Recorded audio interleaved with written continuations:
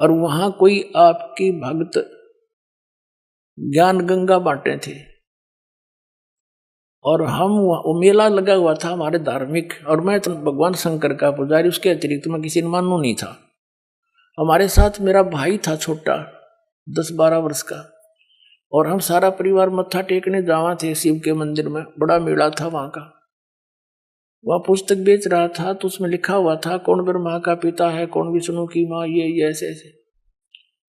वो छोटा भाई जाकर हमसे पिता नहीं कैसे घूम, पहले वो लेने चला था, मैंने मना कर दिया कि ना ये तो बकवास लिख रखी है ना। जब तो वो मेरे साथ आ गया, फिर पता नहीं कब निकल कर गया, वो किताब खरीद लिया वहां से बुक, और छुपा कर रख ली उसने। जब मैं गाड़ी से उतरने लगा तब देखा मैंने वो पुस्तक ले रहा हाथ में, उसे मैंने छीन ली और मेज पर उल्टी रख दी कि इसके दर्शन भी नहीं करूं। वह रखी रही 2 महीने तक। एक बार मेरा कुछ ऐसी टेंशन बनी, कुछ ऐसे सर्कमस्टांस बन गए, मेरा सिर पाटन हो गया, घनी टेंशन हो रही किसी बात की, और मैं बाहर बैठ गया चेयर लेके। थोड़ी देर में ध्यान आया, पुस्तक दिखी वो रखी रखाई। मैंने सोचा इसने देखता क्या है, मैं लगा उस पुस्तक को पढ़ने। वो मेरी तो टेंशन मतलब याद भी कोई ना कचकित गई, और 3 दिन कंटिन्यूस पढ़ी। और सह परिवार लेकर आ गया परमात्मा का बच्चा, सारे परिवार को।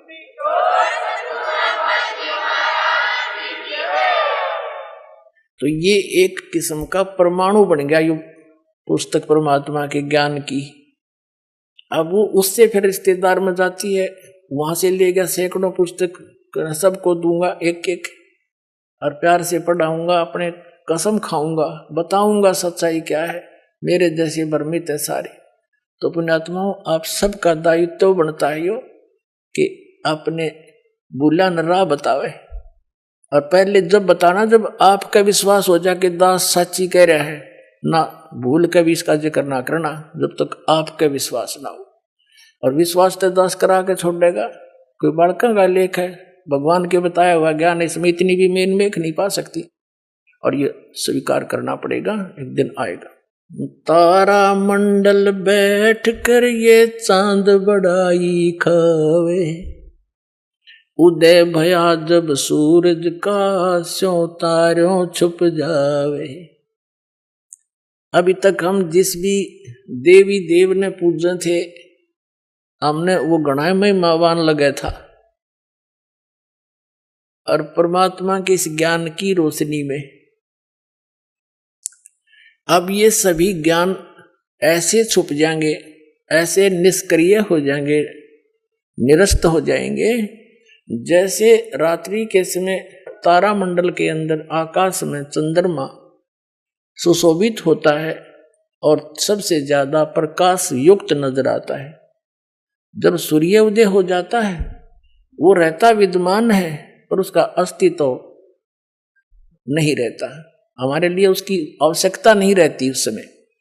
तो अब ये सूर्य का उदय हो रहा है।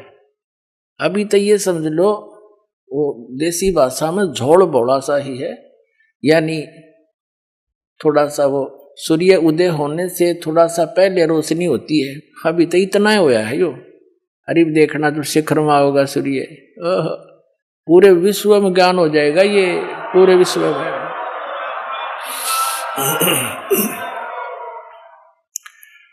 तो परमात्मा क्या बताना चाहते हैं कि आप यहाँ के वासी नहीं हो, आप सतलोक में रहा करते, वहां सारे सुख थे, और अपने पैर पर आपको आड़ा मार लिया।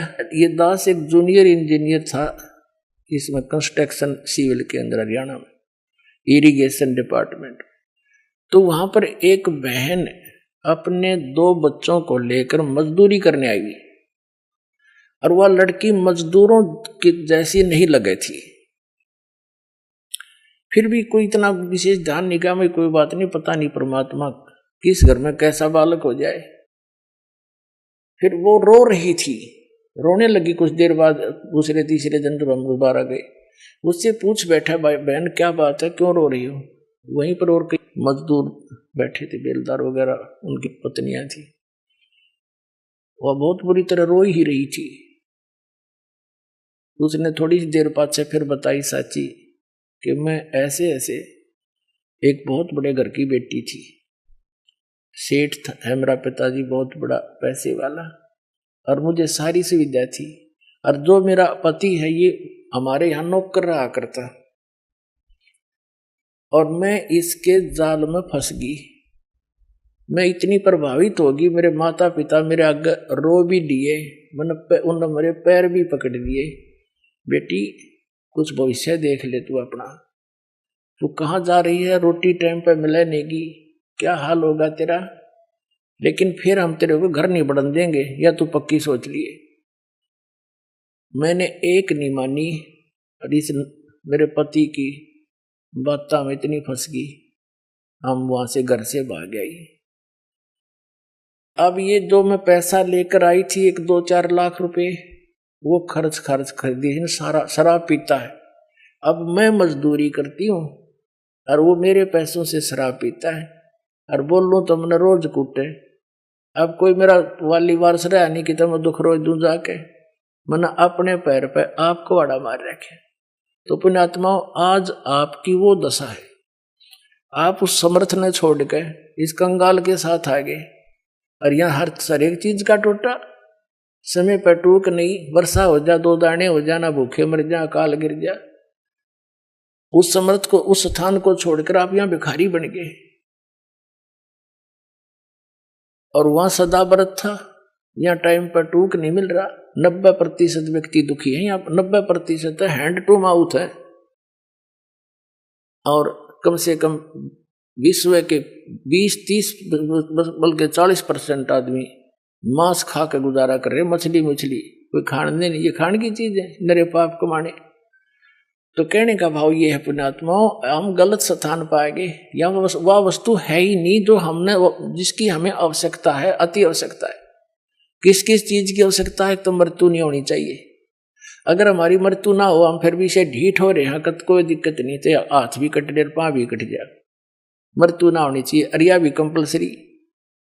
दूसरा, बुढ़ापा नहीं होना चाहिए, कोई वृद्ध होना पसंद नहीं करता, सारे होंगे। फिर आप देख रहे हो यहाँ सारी सुविधा चाहिए, बड़ी कोठी, सबकी इच्छा है बड़ी कोठी हो, कार हो, पार्क हो, डली हो, सरोवर हो स्नान करने। तो ये सुविधाएं आप यहाँ खोज रहे हो, जहां 7 जन्म भी 100 असंख्य जन्म नहीं पा सकती आपको। ये सतलोक में है, आपकी ज्यों की त्यों रखी है, वहां आपका सारा सामान सुरक्षित है। लेकिन